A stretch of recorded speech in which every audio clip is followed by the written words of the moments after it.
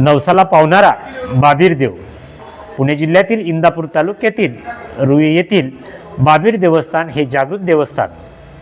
या मंदिराला 800 वर्षाचा आणि त्यापेक्षाही जास्त असा जुना इतिहास. हे देवस्थान धनगर समाजाचे कुलदैवत म्हणून प्रसिद्ध आहे. त्यासोबतच 18 पगड समाजाचे सुद्धा श्रद्धास्थान आहे. बाबीर देवाचा संबंध महादेव शंकराशी जोडला जातो. महादेवाच्या गळ्यातील 12वे रुद्राक्ष आणि त्याच्या मळापासून बाबीर देवाचा जन्म झाला अशी मान्यता आहे. आख्यायिकेनुसार येलूमाता आणि मालोजी गवळी या दाम्पत्याला अपत्य नव्हते. येलूमाता गोट्यातील गायीची सेवा करत असताना एका गायीने त्यांना 12 वर्ष शिखर शिंगणापूरच्या शंभू महादेवाची भक्ती करण्याचा सल्ला दिला आणि या भक्तीच्या फलस्वरूप बाबीर देवाचा जन्म झाला. रुई येथील मंदिर हे बाबीर देवाचे जागृत देवस्थान मानले जाते. बाबीर देवाची यात्रा दरवर्षी 3 दिवस चालते. यामध्ये महाराष्ट्र, कर्नाटक, आंध्र प्रदेश आणि तेलंगणा यासह अनेक राज्यातून भाविक सहभागी होतात. या यात्रेच्या दरम्यान भव्य पालखी सोहळा निघत असतो. नवसाला पावणारा बाबीर देव मानला जात असून येथे अनेक भाविक नवस फेडण्यासाठी मोठी गर्दी करीत असतात. भक्ती आणि विकासाचा संगम. श्री बाबीर देवस्थान रुईचा पालटणारा चेहरा. पुणे जिल्ह्यातील इंदापूर तालुक्यातील ऐतिहासिक आणि धार्मिक वारसा असलेला हा तालुका आणि या तालुक्यातील रुई येथील बाबीर देवस्थान हे लाखो भाविकांचे श्रद्धादान म्हणून ओळखले जाते. श्रद्धा आणि भक्तीच्या या पवित्र ठिकाणी गेल्या काही काळात झालेला आमूलाग्र बदल हा केवळ कौतुकाचा विषय नाही, तर तो सुनियोजित विकासाचा एक उत्कृष्ट नमुना ठरला आहे.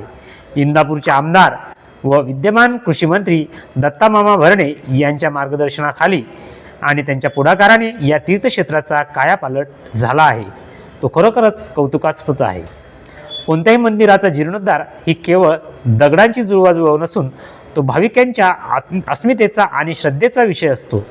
श्री बाबीर महाराज हे इंदापूर, बारामती, अकलूज आणि संपूर्ण पश्चिम महाराष्ट्रातील अनेकांचे कुलदैवत आहे. काळाच्या ओघात मंदिराच्या जुन्या वास्तूला नव्या रूपाची गरज होती. दत्तामामा भरणे यांनी ही गरज ओळखून मंदिराच्या जीर्णोद्धारासाठी विशेष प्रयत्न केले.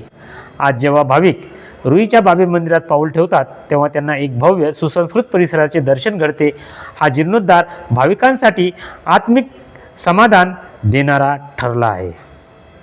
राजकारणासोबतच सत्तेचे साधन न पाहता जनसेवेचे आणि समाजकारणाचे माध्यम म्हणून पाहणारे नेतृत्व दत्तामामा भरणे यांची ओळख आहे. सत्ताकारणातून लोककल्याण आणि देवस्थानाचा विकास हा उदात्त हेतू त्यांनी प्रत्यक्ष कृतीत आणला आहे. त्याबद्दल त्यांचे सर्वत्र अभिनंदन होत आहे. ते एवढ्यावरच थांबले नाही, तर कामाचा दर्जा आणि भाविकांच्या सुखसुविधा यावर त्यांनी जातीने लक्ष दिले आहे. रुई देवस्थानच्या विकास आराखड्यात केवळ मंदिराचे सौंदर्य वाढवण्यावर भर देण्यात आलेला नाही, तर तिथे येणाऱ्या भाविकांना आवश्यक असलेल्या सुविधा याचा सुद्धा सखोल विचार करण्यात आलेला आहे. दुरून येणाऱ्या भाविकांसाठी जेवणाची सोय व्हावी या निमित्ताने भक्तनिवासाचे कामसुद्धा हाती घेण्यात आलेले आहे. अनेकदा राजकारण आणि समाजकारणासोबतच धर्मकारण याची सांगड घालताना वाद निर्माण होतात, परंतु रुई येथे मात्र विकासाच्या राजकारणातून धर्माचे आणि श्रद्धेचे जतन कसे करावे याचा आदर्श घालून देण्यात आला आहे. सत्ता येते आणि जाते, परंतु केलेली कामे आणि लोकांच्या मनात मिळवलेले स्थान हे कायमस्वरूपी असते. या विचारांनी दत्तामामांनी बाबीर देवस्थानला एक नवीन ओळख मिळवून दिली आहे. जेव्हा लोकप्रतिनिधी आपल्या मतदारसंघातील श्रद्धास्थानाच्या विकासासाठी पुढाकार घेतो तेव्हा त्यातून केवळ पर्यटन वाढत नाही, तर स्थानिक रोजगारही वाढतो. रुई परिसरातील छोटे व्यावसायिक, हार फुले विक्रेते, वाहतूकदार यांना या विकासामुळे आर्थिक बळ मिळालं आहे. विकास होणं ही पहिली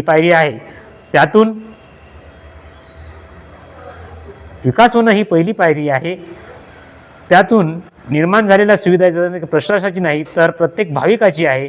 मंदिराच्या पावित्र्याला धक्का न लावता आधुनिक सोयींचा वापर कसा करावा याचे भान रुई येथील व्यवस्थापन आणि ग्रामस्थांनी ठेवले आहे.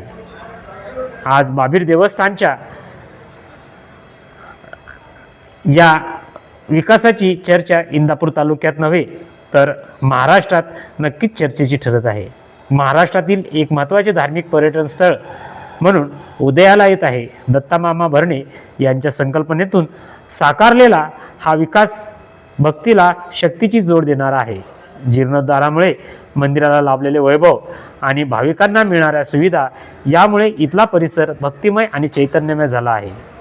बाबीर यांच्या आशीर्वादाने, लोकप्रतिनिधींच्या प्रबळ इच्छाशक्तीने रुईचा विकास हा अखंडपणे सुरू राहील यात शंका नाही.